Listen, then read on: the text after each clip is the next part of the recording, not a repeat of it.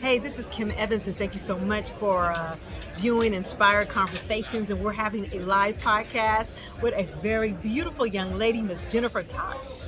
Hi, Kim. So good to be Oh here. my Finally, God! we're here together. I am so glad she is here. Jennifer actually is a long-term client of You Too Gorgeous, and she's also my very good friend. I am so glad that you're here. And she's visiting us from Amsterdam. Yes, I'm so excited. Finally be here. It's been a few years since we've been able to get together. So hello, everybody. It's just great to be here. Hey, if you guys have not actually subscribed to my channel, please subscribe to my channel, Inspired Conversations podcast show with Kim Evans. Jennifer, I'm so excited. Let's first get into a little bit. We're not going to keep the audience long.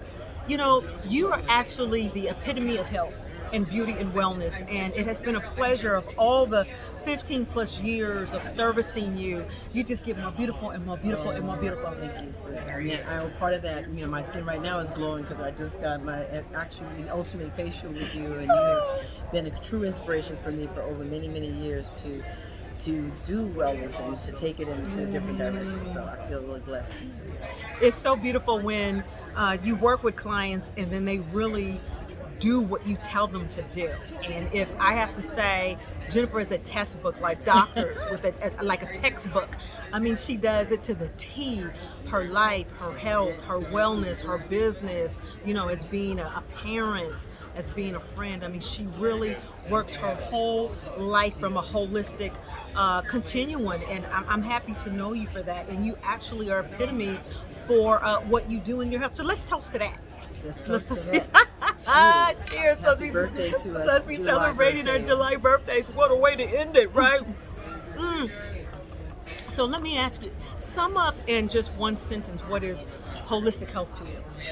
Well, it's really, I see my body as a temple. I see it as an integrated, connected everything from the mind, the body, the spirit. And this is my temple, and managing that temple to ensure that it's balanced, that I'm functioning and operating at my best, at my full best. Yeah. Doesn't mean that it happens all the time or every day. Right. But my intention and desire is always to be in balance with my body, mind, and spirit. You exemplify that. I You try. really do. Your skin is always so radiant.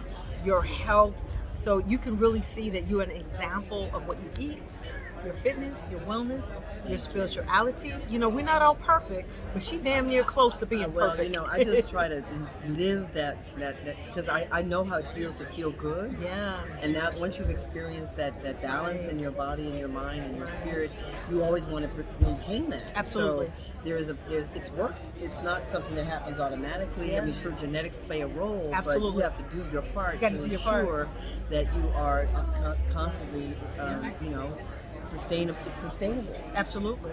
And we were talking about that a little bit earlier in our self-care regimen, and you were sharing something that's really nice.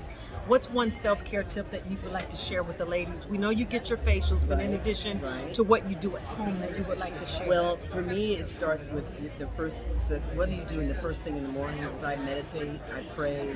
I have a what I call my temple, which is really an area of my room which has candles and scents, and you know, it has pictures and images, and just it's a temple where, you know, for me it allows me to just focus my energy the first thing in the morning. So that's a very important part of that. My self-care regimen, you know, I am about bathing and candles and you know, oils and lotions and potions. That for me is an important part of my self-care.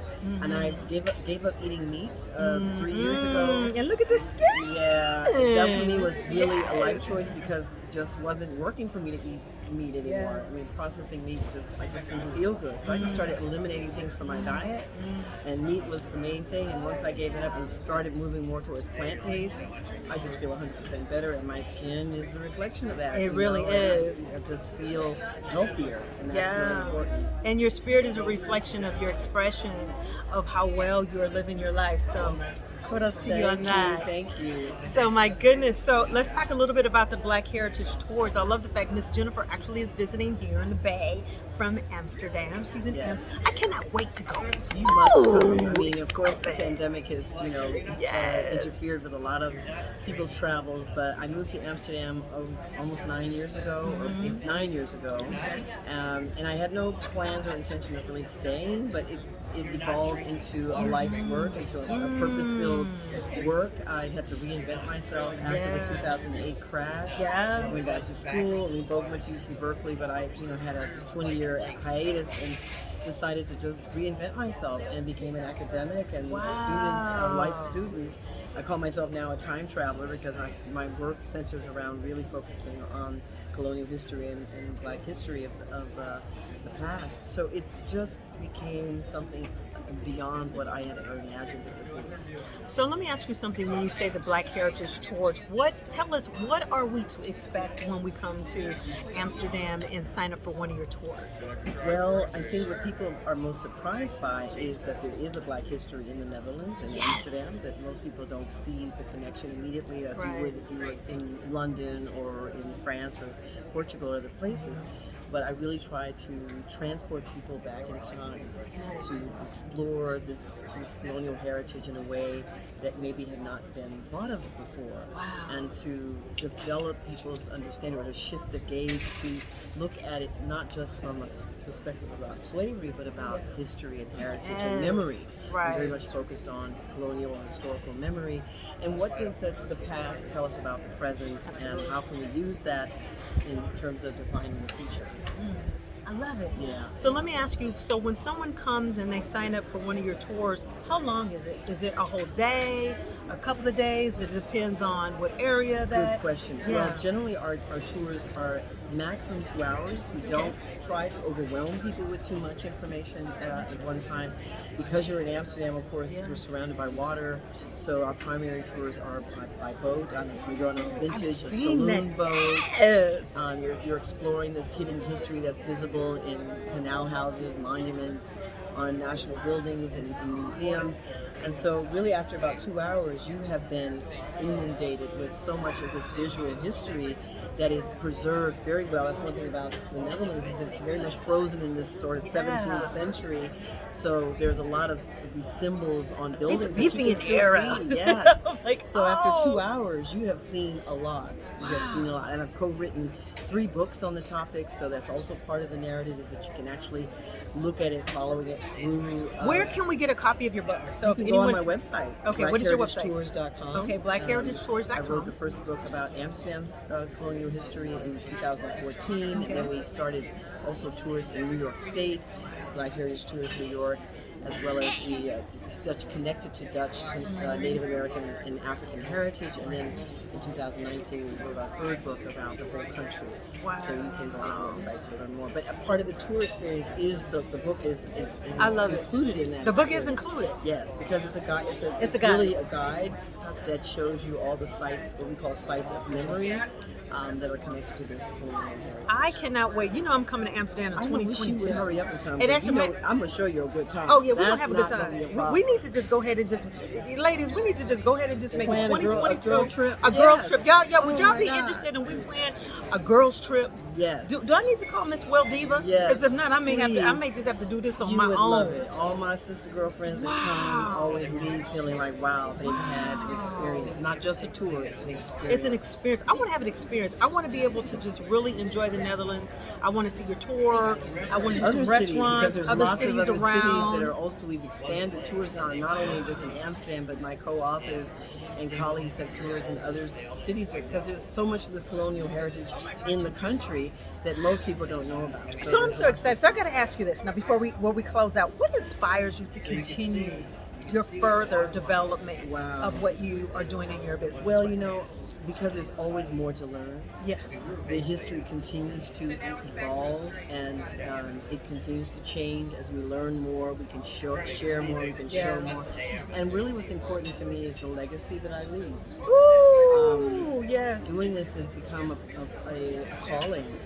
A work of art. A calling. Masterpiece. Yes, it is also because I've co-founded a history theater foundation called Sites of Memory, which takes the narrative of the tour using dance, music, poetry, visual arts. Wow. So it keeps changing, it keeps evolving. And I really was inspired by my family, my daughter, my family that has 4 generations lived and born in the Netherlands. Wow. My mother grew up in the Netherlands as a student. And most of my family, which most people don't know, are from Suriname, which was a former Dutch colony. That's the deep connection that I have. That's the connection. Right. I'm like, what is the connection? Yes, my family's from Suriname, from the Netherlands. So for me, it was about leaving a legacy that shifted this notion of Black history started with slavery, because it didn't.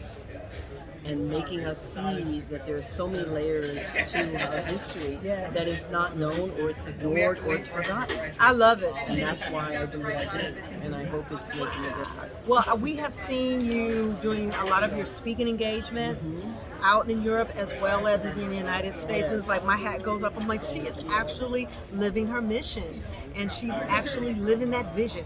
And that is so wonderful. So I'd like to also ask, what next for you in 2022? Wow. Well, I've been on this academic pursuit for a number of years. I intend to finish my master's at the University of Amsterdam. I intend to write my memoir, which we've been talking about some of the chapters of my memoir.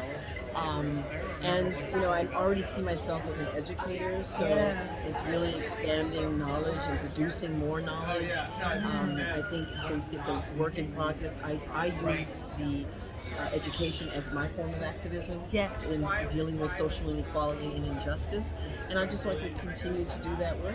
Amen. And social change. And I mean, social you are change, definitely our social activist, Ms. Jennifer. Absolutely. Any last remarks or anything you would like to share before we close out? Just that, I think it would be amazing for people to come to the Netherlands, to come into Europe, and there's tours like mine, of course, in Paris, Ricky Stevenson.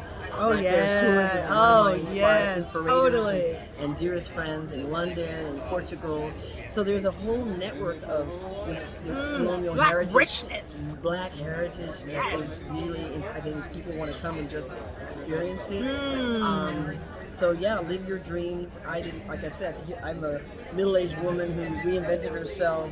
Like so many of us, 30. I'm like, really reinventing myself, and it's never too late to live your love dreams. the fact It's never too late. you're reinventing yourself. Never too late to live your dreams. Yes, And I have a great saying that I say often is, I didn't realize that my dream until I woke up. I didn't realize my dream until I woke up. I love it.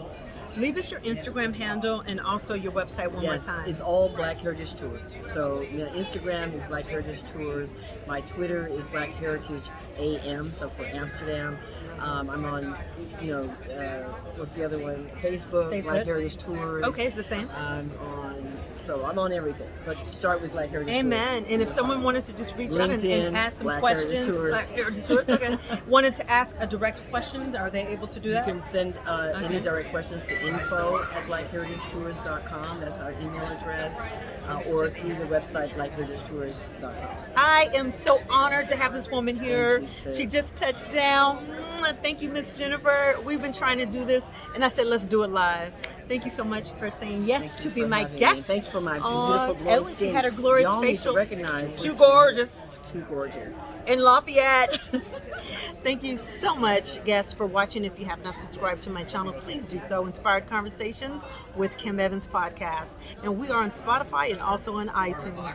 Thank you very much, Miss Jennifer. And thank you very much, audience, for watching. Mwah. Bye for now. Bye.